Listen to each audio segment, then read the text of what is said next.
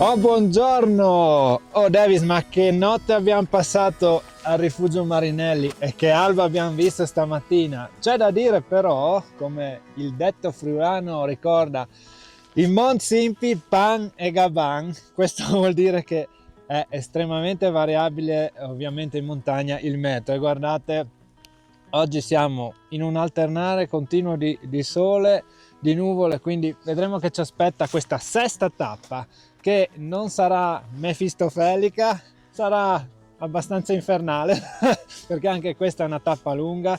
Andiamo ad affrontare oggi 19 km per circa 1200 metri di dislivello positivo. Adesso la prima parte ci vedrà scendere fino al passo di Monte Croce, da lì cambierà totalmente lo scenario e saliremo soprattutto nei ricordi della Grande Guerra, perché andremo al Palpiccolo, passeremo sotto al Freikoffel, guadagneremo la sella di Evostanis per scendere poi infine a Malga Promosio che ci aspetta questa sera.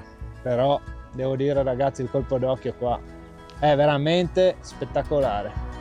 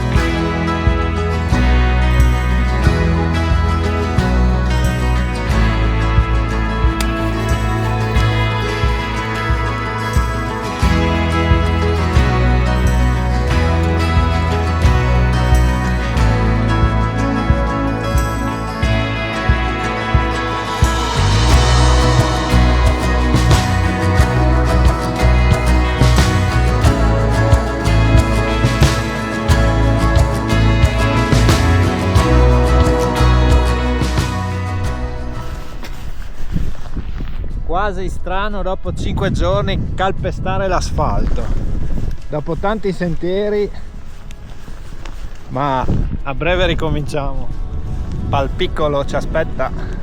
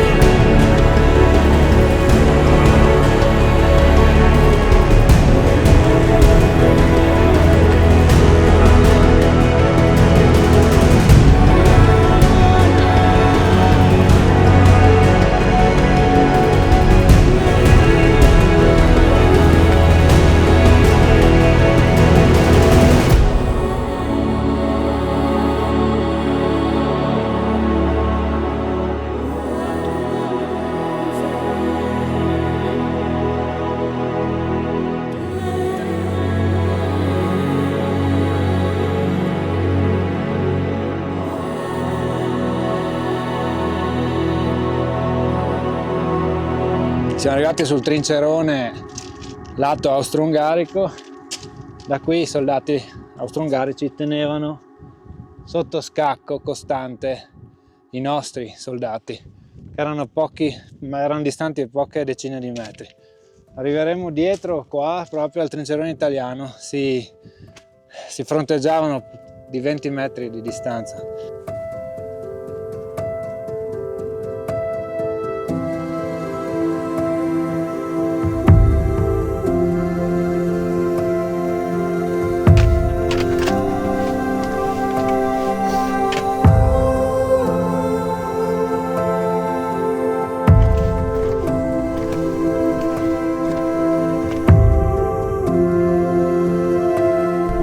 di trincee, dedalo di gallerie.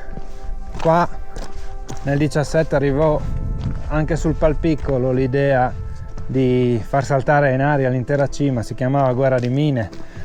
Iniziarono a costruire il fornello di mine i soldati austro-ungarici, che poi di fatto non venne mai completato perché con la rotta di Caporetto le linee italiane ovviamente furono abbandonate velocemente.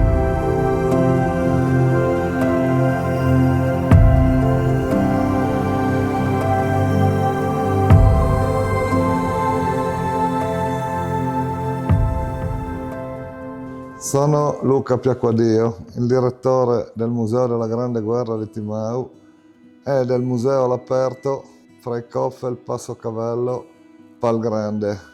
Il fronte, zona Carnia, che partiva da Sappada e arrivava a Tarvisio, aveva il fulcro nel settore Altobut, in quanto c'era la strada che portava in Austria e passava per il valico di Monte Croce Carnico. Quindi lo sforzo bellico del nostro esercito si concentrò soprattutto sulla zona circostante appunto il passo di Monte Croce Carnico.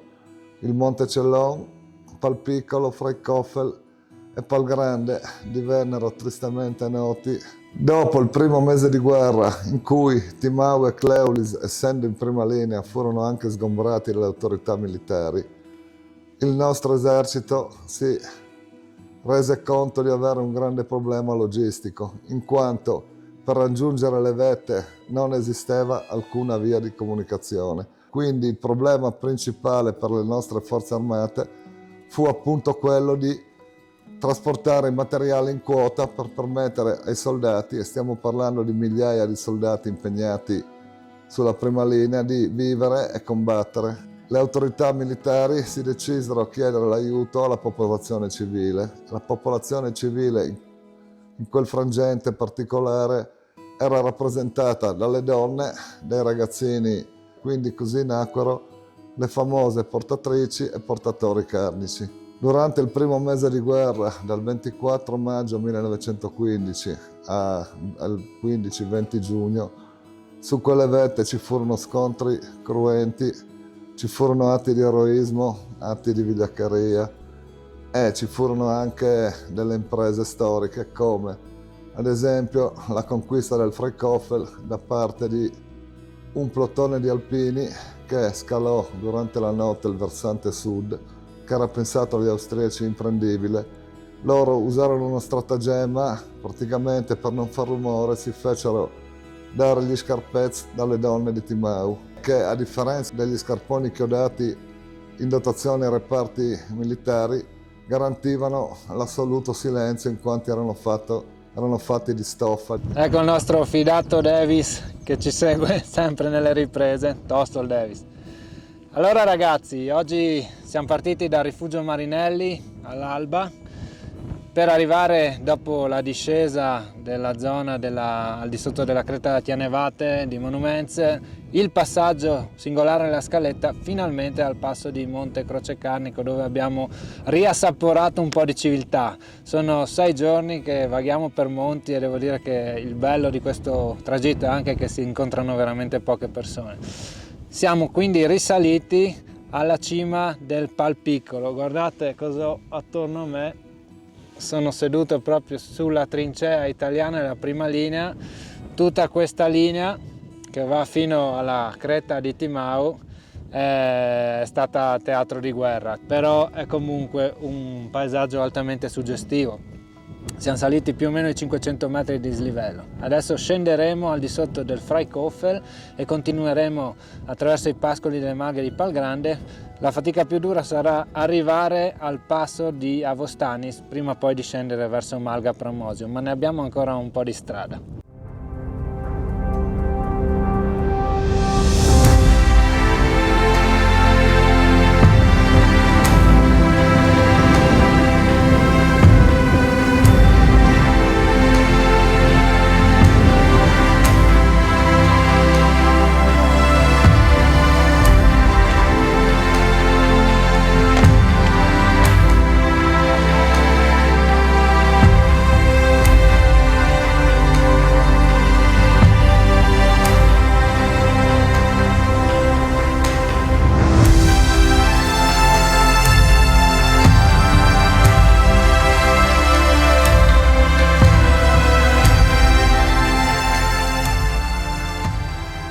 Ecco qua, guarda cosa affiora.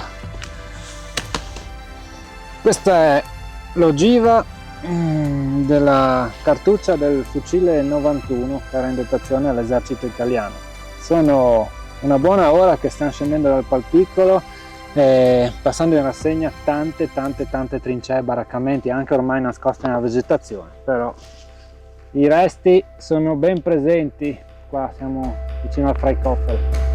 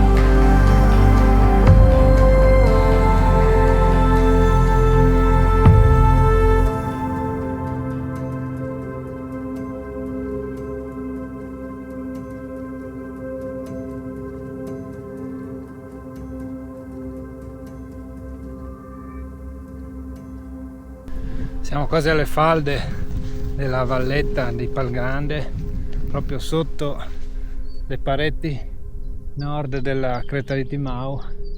Sono dei posti questi veramente, è anche bello dire, fuori dal mondo per la natura che si respira. Siamo avvolti dagli uccellini che cantano, da qualche ora non vediamo nessun essere umano, vero Davis? A parte noi due. A parte noi due che ci diamo forza e coraggio. Cominciamo a essere un po' stanchini per essere il sesto giorno di cammino, però diciamo che sta migliorando il meteo anche, sì, e essere avvolti da questa bellezza ci rinfranca, ci spinge ad andare sempre più avanti. Sunshine, sunshine, sunshine. I think I found it now. What I've been looking for. Isn't it beautiful?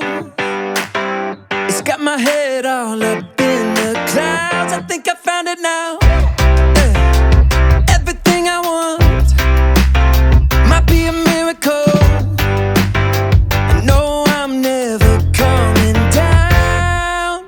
I don't gotta worry about a single thing. I can feel the light coming down on me. Sunshine on my face. I got sunshine on my face.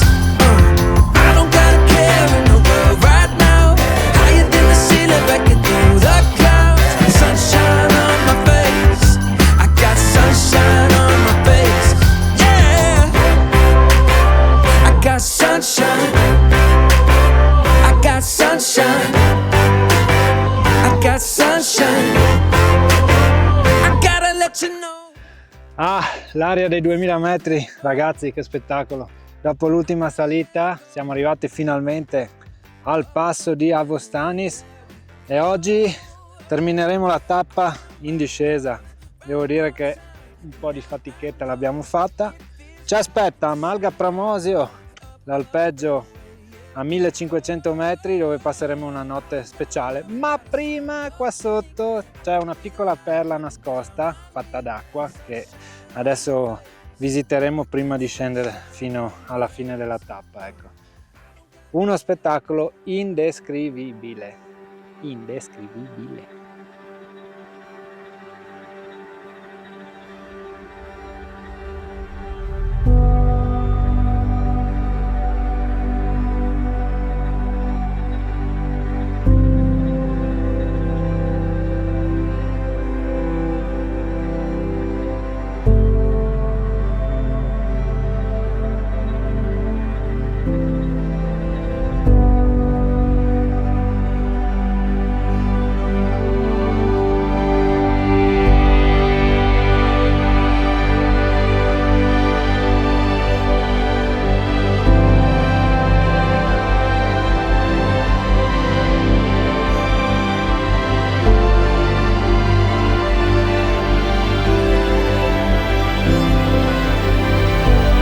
quasi in fondo alla sesta tappa, però a 2 passi da Malga Promosio c'è un luogo dove si ricorda una figura molto importante per la cultura carnica e per quello che è stato sempre legato al 15-18, perché proprio qui venne colpita Maria Plotzner-Mentil, la rappresentante, praticamente quella che è stata poi eletta rappresentante del movimento, delle portatrici carniche, queste donne che salivano al fronte senza obblighi per dare una mano ai soldati che erano fratelli, che erano figli, e partivano dal fondovalle con le gerle sulla schiena, quindi di questa specie di zaino di legno che è tipico della Carnia, vedete rappresentato qua, e con anche 40 kg di peso salivano fino alle prime linee per scaricare e portare a aiutare i nostri soldati. Un ricordo va fatto, è stata una cosa troppo importante per la Carnia questa delle portatrici carniche. Entriamo a conoscere Marino e i segreti di Malga Promosio.